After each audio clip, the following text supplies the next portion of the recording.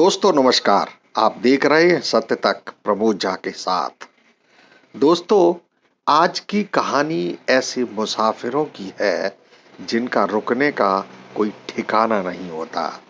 कभी कभी उन्हें न चाहते हुए ऐसी जगह पर रुकना पड़ता है जहां उनकी जान तक को खतरा हो जाता है। तो चलिए बढ़ते हैं कहानी की ओर।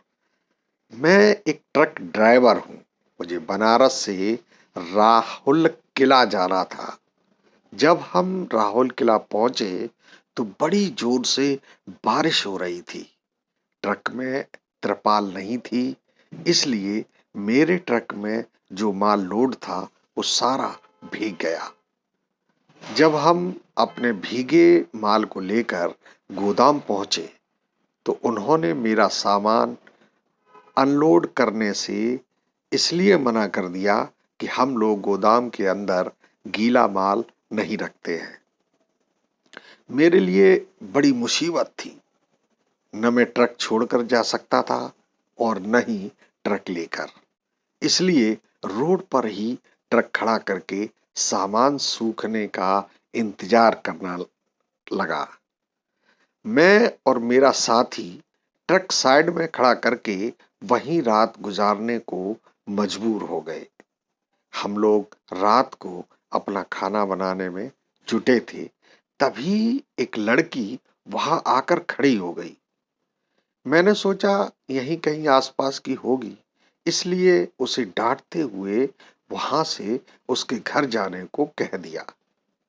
इसके बाद वो वहां से चली गई। हम लोगों ने खाना बनाने के बाद खाना खा लिया और मेरे खलासी ने सारे बर्तन धोकर वहीं रख दिए।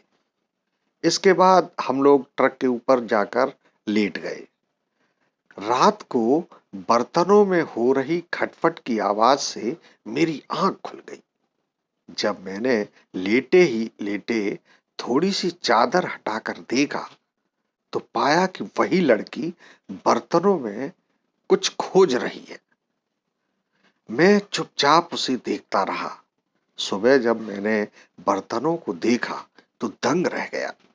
उन सभी बर्तनों में खून लगा हुआ था और बदबू भी आ रही थी। पर मैंने रात वाली बात अपने खलासी को नहीं बताई।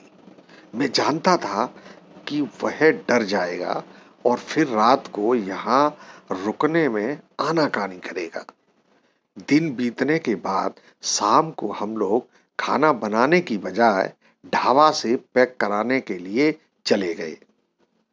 जब खाना लेकर हम लोग चलने लगे तो ढाबा के जो मालिक था उसने हमसे पूछा, आप लोग कहाँ रुके हैं? तो मैंने उन्हें उस गोदाम की जगह बताई। इसके बाद ढाबा वाले ने बताया कि आप लोग खाना यहीं खा लो, वह जगह ठीक नहीं।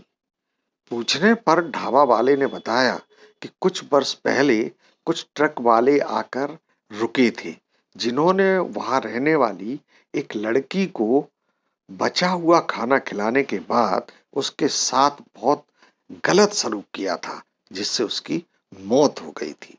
अब उसकी आत्मा वहां भटकती रहती है, जिसमें अक्सर ट्रक वालों के साथ अनहोनी हो जाती है।